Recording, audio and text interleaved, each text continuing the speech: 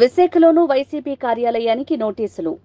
ఎండాడలోని survey number 175/4లో 2 ఎకరాల స్థలంలో అనుమతులు లేకుండా నిర్మాణాలు చేశారని అభ్యంతరం.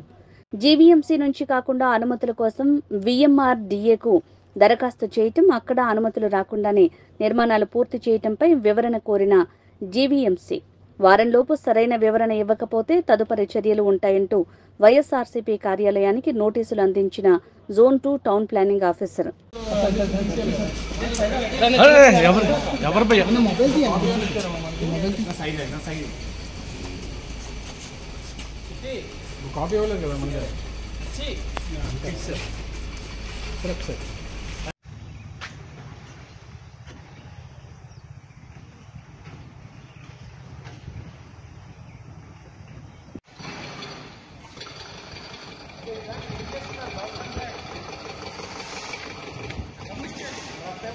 జరుగు బాబు, ఇద్దరు జరగండి.